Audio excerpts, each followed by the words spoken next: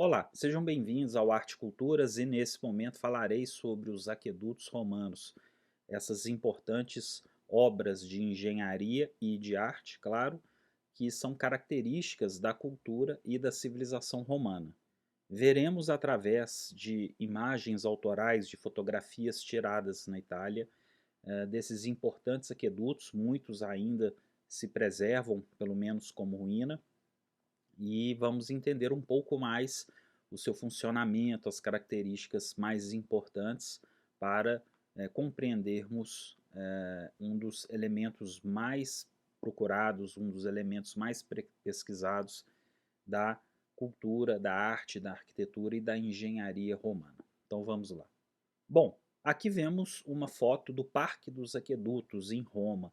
Esse parque, ele é um dos parques mais belos para se conhecer e visitar ali dentro da cidade de Roma, porque dentro do Parque dos Aquedutos, claro, existem diversas ruínas de aquedutos. Então é um dos pontos turísticos que eu considero importante dentro da cidade, mas que geralmente fica fora daquele roteiro habitual, daquele roteiro tradicional que um turista faz na cidade de Roma, porque existem tantas coisas para ver que, claro, o Parque dos Aquedutos é um desses lugares para aqueles que já desejam ver de perto aquedutos, né? Aquedutos italianos, aquedutos romanos, próximos ali da capital, né? Da cidade de Roma.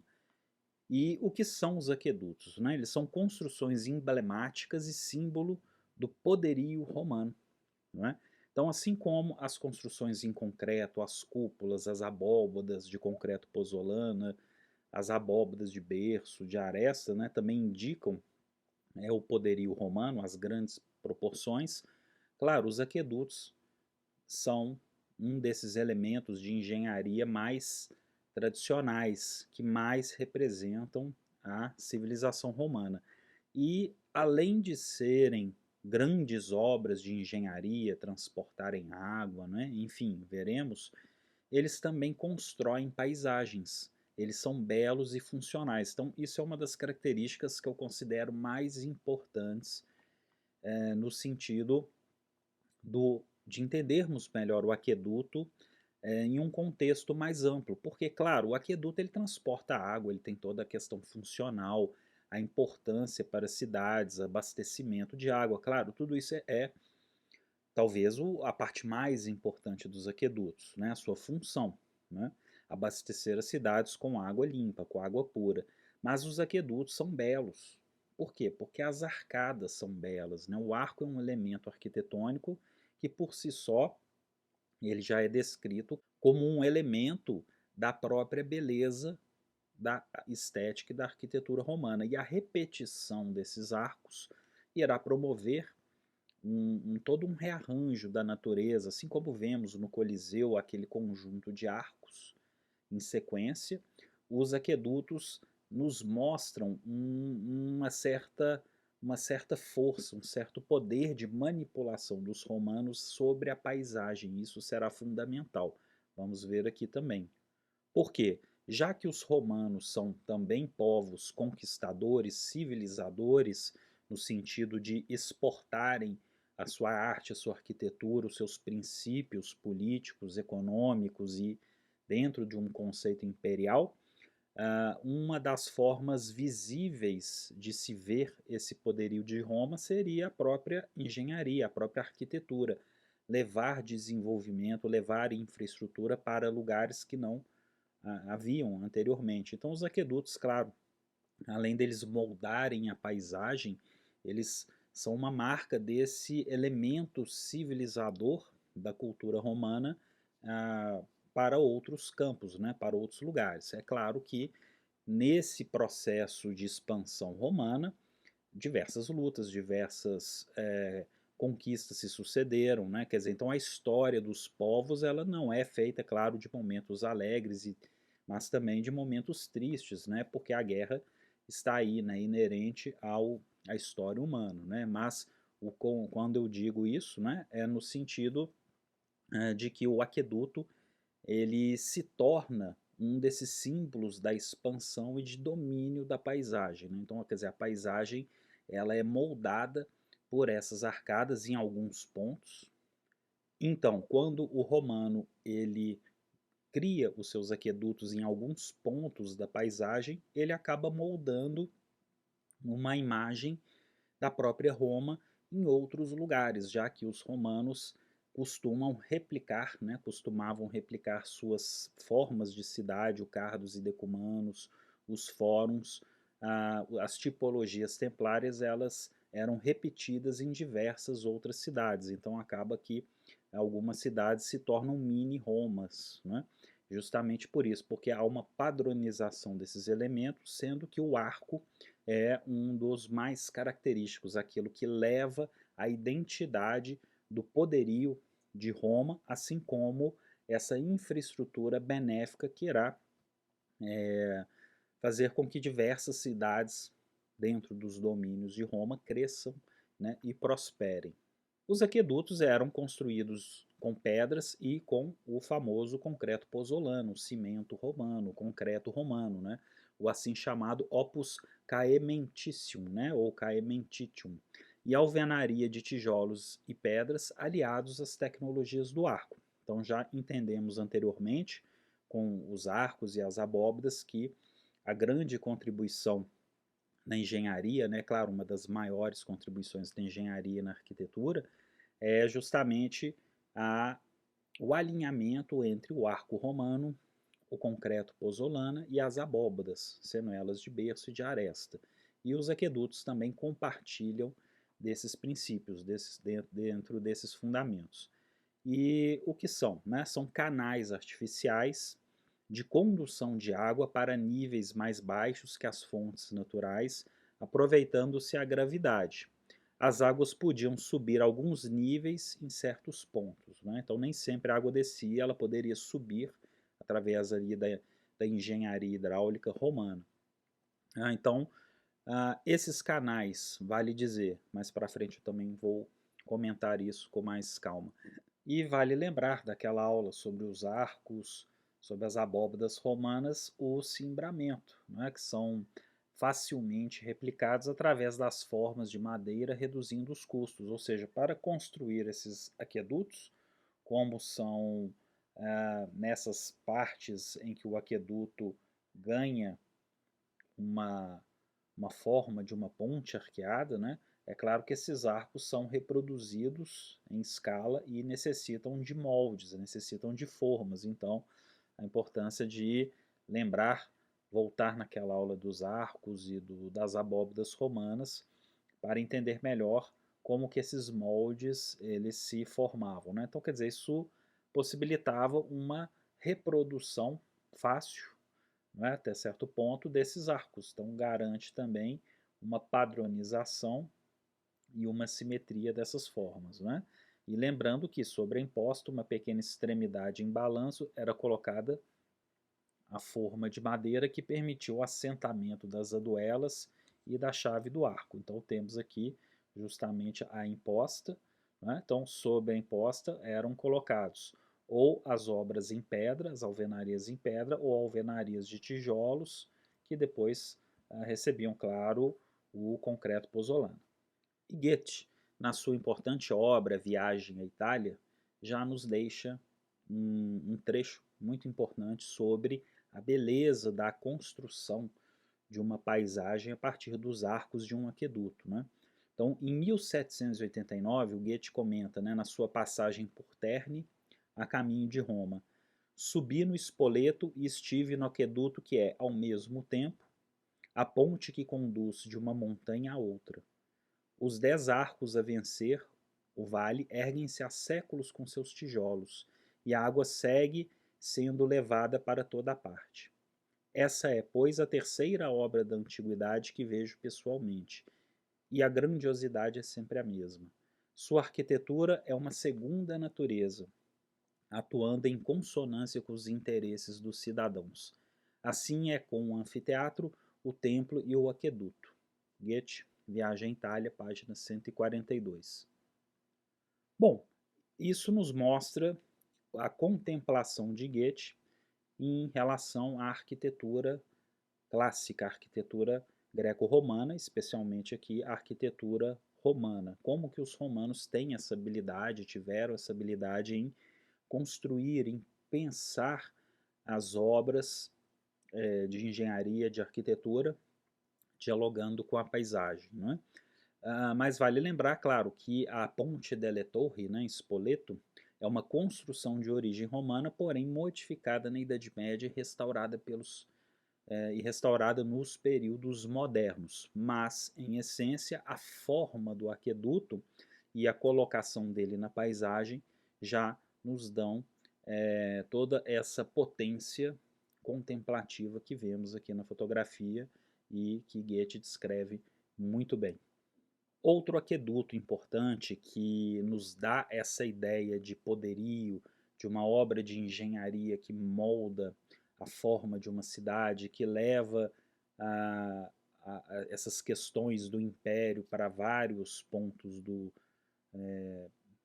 continentes, né, da Europa, da Ásia, do norte da África, enfim, que molda a paisagem com aquela identidade romana, é o aqueduto de Segóvia, na Espanha, que é um dos aquedutos mais belos e mais bem preservados que temos.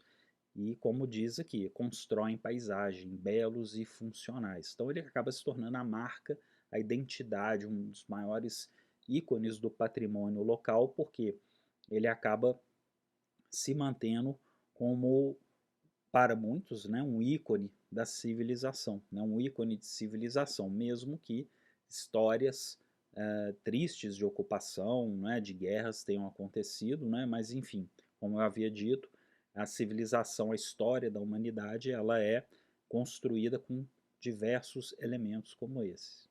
E um dos aquedutos mais impressionantes, mais famosos e bem preservados é a Pont du Gard, na França, no sul da França, na região da província, né, Provence, construído no século I a.C., provavelmente por Agripa. Agripa foi um braço direito do imperador Augusto. E o nível inferior é uma estrada, o nível superior é um aqueduto, tem um gradiente de 0,4%, né, de desnível ali para a água. O nível inferior possui 7 grandes arcos, o nível médio também 11 grandes arcos, e já o nível superior, naquela arcada menor, já são 35 arcos. Aqui vemos um detalhe, né, do Parque dos Aquedutos em Roma, de um desses aquedutos que estão lá presentes, né, um fragmento desse aqueduto. As fontes podiam captar água das nascentes ou represas. A água não poderia correr em ângulo muito íngreme, pois danificaria o canal ao longo do tempo devido ao atrito. Então a água tinha que manter um ritmo constante, não podia ser a água não podia descer muito rápido, criar corredeira, né, criar aí uma situação que poderia danificar ou ter uma perda de água ao longo do caminho, né? E grande parte dos aquedutos seguiam perto da superfície, acompanhando os contornos do terreno. Nem todos os aquedutos, a maior parte dos aquedutos não terão esses grandes arcos, como vemos aqui. Aquedutos eles vão seguindo ali pela topografia e quando encontram vales, né, eles seriam construídas pontes, arcadas como essa que vemos aqui, né, grandes aquedutos, né, que vão se tornando, essas pontes vão se tornando aquedutos propriamente para o transporte de água, né, e sendo que a maioria era pela superfície, né, caminhavam pela superfície, quando encontravam uma montanha, um monte, era escavado um túnel cortando o seu interior, né, então assim que encontrava um vale, ela também seguia numa elevação, né, essa elevação promovida aí pela construção em arcos, né, de grandes pilares arcados, como vemos aqui. E ao chegar nos arredores da cidade, a água enchia um grande tanque de distribuição chamado de castelo, né, eu tenho uma foto aqui mais adiante.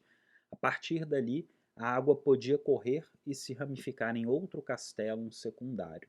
Estes se ramificavam novamente, muitas vezes em tubos e canais de alvenaria, fornecendo água sob pressão para fontes, casas particulares e banhos, né? Então havia algumas prioridades, né, sendo elas as casas particulares, as áreas públicas e os banhos, né? Então, as pessoas também podiam pagar pela água, né? Então, claro que as pessoas de classes mais abastadas tinham água encanada dentro de casa, e nós vamos conhecer isso nas aulas de Domus Itálica, onde eu apresento detalhes pormenores de como era uma casa romana, especialmente aquelas de Pompeia. E nessa fotografia vemos um detalhe justamente por onde a água fluía, né? Quer dizer, havia uma cobertura que protegia a água do clima, né? Também garantindo um pouco mais a sua limpeza até que ela chegasse no castelo, né? Então aqui também é no Parque dos Aquedutos, em Roma. Outro detalhe dos aquedutos, quando esses aquedutos vão descendo, né? Essas arcadas deixam de ser amplas e grandes e elas vão se encontrando com o nível do solo, né? É claro que o nível do solo já se alterou durante os anos, né? O nível certamente subiu, né, daqui do solo, mas podemos saber, né, ter uma ideia de como que os aquedutos vão, enfim, vão descendo e vão se nivelando de acordo com a topografia, podendo correr pelo próprio aberto, né, por um canal no próprio solo, ou então seguir de forma subterrânea, né, e em outro momento retornar a correr por cima sobre grandes arcos. E aqui na fotografia podemos ver um detalhe dos canais superiores por onde a água corria pelo aqueduto. Nessa ilustração eu apresento como a condução das águas eram feitas a partir, né, da fonte até a cidade. Então existe na fonte, né, a entrada onde a água era captada. Essa água poderia correr por debaixo, por dentro de uma montanha. Então essas montanhas eram escavadas de forma precisa e milimétrica, com câmaras de inspeção. Essas câmaras permitiam que houvesse a manutenção e a limpeza desses aquedutos, né, para que eles não fossem entupidos, né, pela ação do tempo ou por outros objetos, né, detritos. Havia também tanques de sedimentação, como vemos aqui, e assim que o aqueduto encontrasse um vale, para que ele seguisse em linha reta e tivesse uma condução correta das águas, eram criados os arcos, né, essas pontes arcadas, de forma a conduzir a água de uma forma mais equilibrada. E chegando perto da cidade ou dentro da cidade, já temos o castelo, que é um sistema que irá distribuir a água de uma maneira a levar para as prioridades, né, que seria as águas públicas, as termas, né, os banhos e as casas dos particulares, daqueles que poderiam pagar por uma água corrente dentro de casa. Então é importante lembrar que até mesmo durante a Idade Média, várias cidades, várias regiões da Idade Média não terão esses avanços como se vê na Roma Antiga.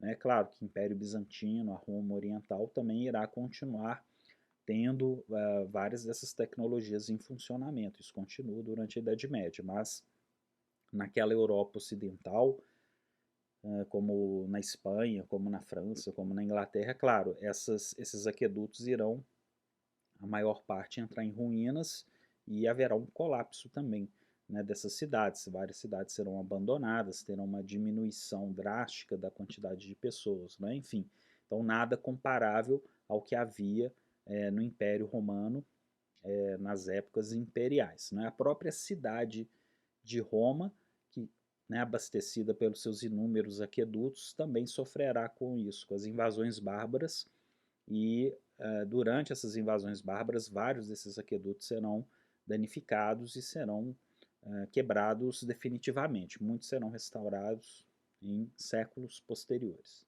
Há o sistema do sifão invertido, né, que é a capacidade de levar águas para cima, como vemos aqui também nessa ilustração. Os gregos já usavam um sistema de sifão no aqueduto de Pérgamo. Exigiam canos de chumbo para suportar as pressões. Os romanos só usavam um sifão se precisassem construir uma ponte de arcos muito extensa e inviável. Né? Um dos exemplos é o aqueduto de Lungdunum, né, em Lyon, na França. Né? Então, Vitrúvios e Frontinos, né, descrevem também uma parte desses sistemas. Né? Então, esses sifões eles ficam justamente nessas áreas aqui na lateral, como eu aponto aqui, né, os genículos, né, e a parte aqui chamada venter, né, por onde a água passa, né, o duto propriamente. Então é possível que por forças aí da hidráulica a água pudesse subir algumas partes, né, para continuar avançando e depois descer. Aqui já vemos a arcada e ruínas do Arco de Druso, parte do aqueduto antoniniano, junto à Porta Latina em Roma, né? Também é uma das fotos que eu tirei, onde é possível ver justamente os dutos por onde as águas corriam e detalhes do próprio concreto pozzolana, né? Quer dizer, um concreto pozzolana que está com revestimentos, que tem também o opus quadratum, né? Esse tipo de alvenaria em pedra de forma retangular, né? Num paralelepípedo, e, claro, se destacando o arco, né? O grande arco de volta perfeita com a sua chave, né? E dentre esses aquedutos temos o Aqua Appia, né, que é o primeiro aqueduto romano construído em 312 a.C. por Apio Cláudio. Então, esse aqueduto também acompanha a famosa Via Appia, né, a estrada também construída nesse período que irá revolucionar aí o mundo romano, né, e o próprio conceito de civilização a partir de estradas extremamente bem pavimentadas que existem até hoje. O Appio Cláudio foi o mesmo censor responsável, né, pela construção da Via Ápia e fluía por 16,4 quilômetros, entrando em Roma pelo Oriente e desembocando no Fórum Boário, que já está ali bem ao lado do Fórum Romano, ali na Cloaca Máxima. Aqui já vemos o Ninfeu de Alexandre, né, na Piazza Vittorio Emanuele II, né, no Esquilino, em Roma. É uma fonte monumental, um ninfeu, e tanque de distribuição de água, um castelo, do aqueduto da Porta Tiburtina. Então, justamente aqui, essas grandes estruturas de concreto, como vemos aqui a ruína delas, é onde havia um ninfeu, né, que é uma fonte monumental, então ela tinha uma questão estética também, né, uma questão de embelezamento urbano, mas era um desses centros de distribuição das águas. Então a água vinha do aqueduto, chegava de fora da cidade, passava pelas muralhas, chegava aqui no castelo e essas águas eram posteriormente distribuídas. Essa fotografia já nos mostra o Aqueduto Cláudio, né, no Parque dos Aquedutos em Roma. É uma das paisagens mais belas e também muito utilizada pelo cinema. Vemos aí diversos filmes, seriados que se passam na Roma Antiga ou até mesmo nos dias de hoje, com esse cenário espetacular, né, dessas grandes arcadas que parecem ir para o infinito, né? Então é justamente nisso que está a beleza dos aquedutos, né? Eles têm essa potência de mudar a paisagem, de moldar a paisagem aos olhos de uma civilização, né, da mão do homem que está ali. E o Aqua Cláudia foi iniciado por Calígula em 37 a 41 e terminado por Cláudio em 41 a 54 depois de Cristo. Entre as fontes principais estava o Subiaco, a 70 quilômetros de Roma. Aqui mais fotos do Aqueduto Cláudio, né, no Parque dos Aquedutos. E em Roma, certamente a melhor oportunidade para se conhecer os aquedutos da antiguidade é o Parque dos Aquedutos, conforme eu disse anteriormente. Integra o Parque Regional da Via Ápia, aquedutos elevados e subterrâneos. Então temos aí a presença, como eu mostrei também numa fotografia anterior, né, quando o aqueduto vai descendo o seu nível, né, de acordo com a topografia.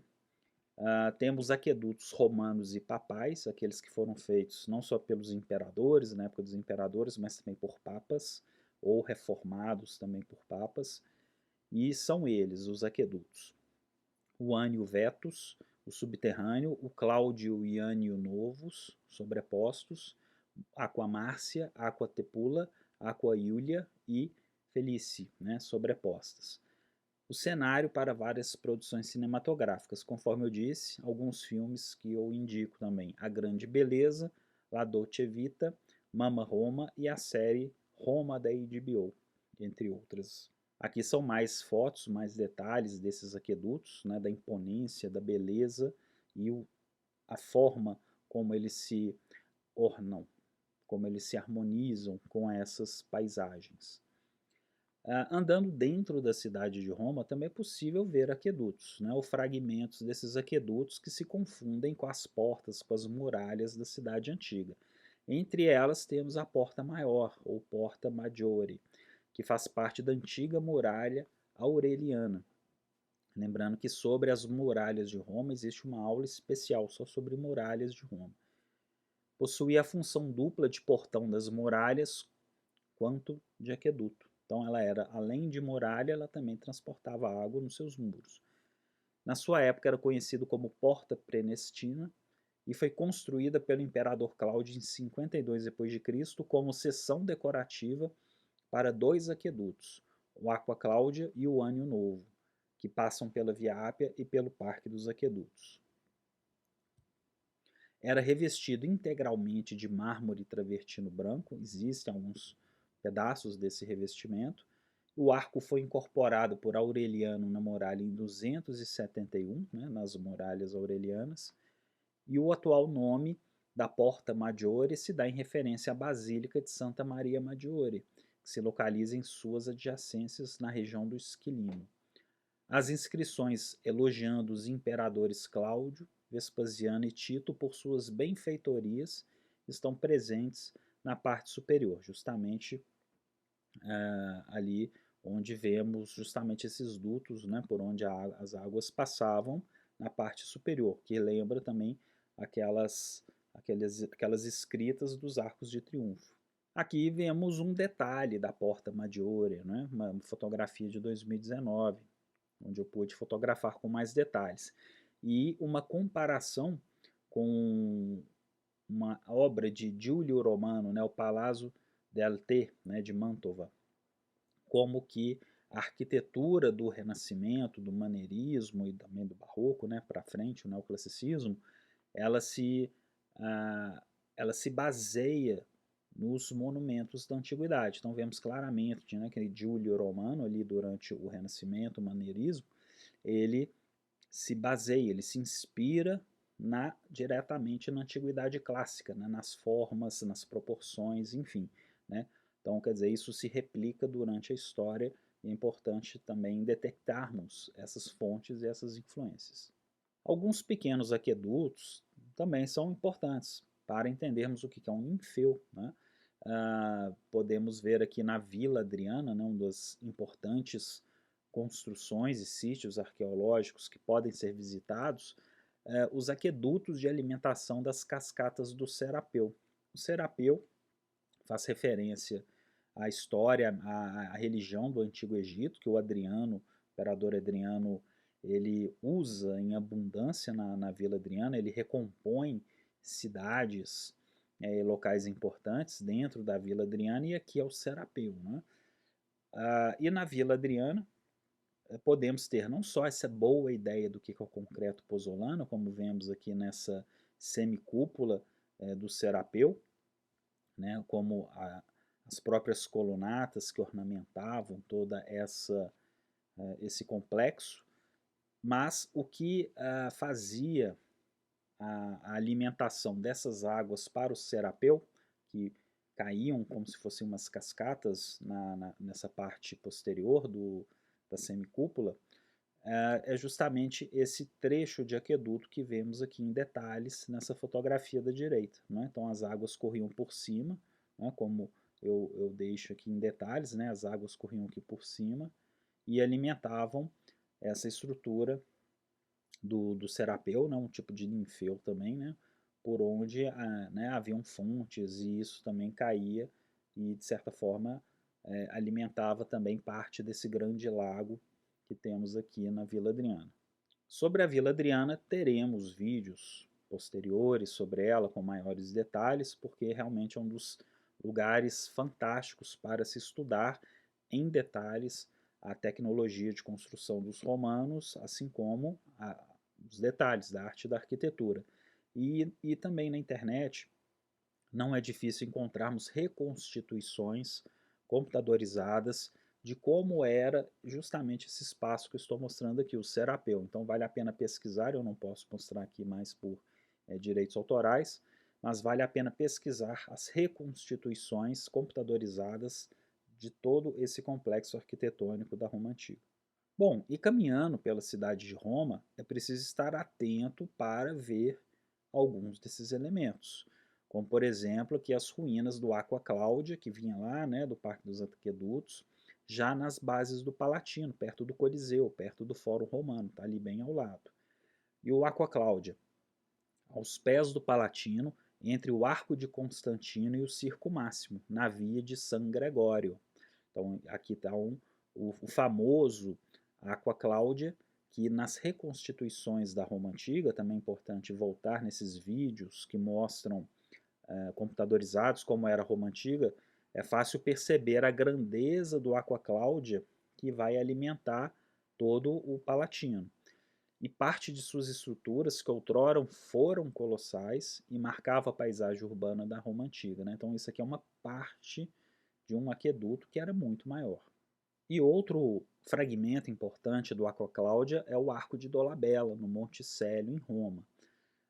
O Arco de Dolabella ele fica ali nas adjacências da Basílica de Santo Stefano Rotondo, que é um dos pontos mais importantes para estudar as primeiras igrejas, as primeiras basílicas, quando Roma se torna cristã, né? E quando a igreja será oficializada e depois o culto se expande. Né? Então, quer dizer, a arquitetura de Santo Stefano Rotondo é uma arquitetura da igreja mais antiga, então é importante visitar esse local. E os fragmentos do Aqua Claudia, que compõem partes de não só do aqueduto em si, como das muralhas. O Aqua Claudia, ele faz parte, ele corre pelas muralhas, então ele aproveita a estrutura da muralha para correr, né, e não sendo apenas um aqueduto independente. Foi construído em 10 depois de Cristo a pedido dos cônsules P. Cornelius Dolabella e C. Junius Silanus. Abrange uma reconstrução de um dos portões das muralhas servianas, que é uma muralha lá dos reis de Roma, né, bem mais antiga, e recebia em sua grande extensão o Aqua Claudia durante o Império de Nero. Né? Ou seja, o Aqua Claudia levando essa água lá para o Palatino. E o aqueduto também apoiava um ramo do Aqua Márcia. Então é belíssimo ver essas ruínas, né? A imponência delas, dá para ter uma ideia, né, de como que essas muralhas faziam parte da paisagem urbana. Aqui vemos um pilar do Aqua Claudia que fica ali pertinho, né, quase em frente ali o Arco de Dolabella no Monte Célio. O que é curioso ver como que os aquedutos eles se mesclam na paisagem urbana, como que tem esse diálogo do antigo com o contemporâneo.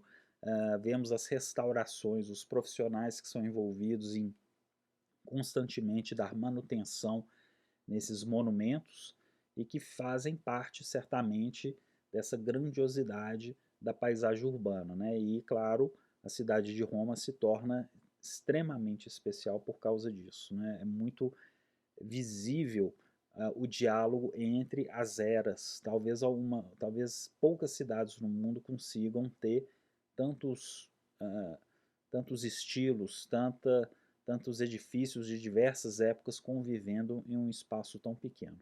Né? Bom, então eu fico por aqui nessa breve explicação do que é um aqueduto, né? E continuamos com mais elementos da Roma Antiga em outros vídeos. Obrigado e até a próxima.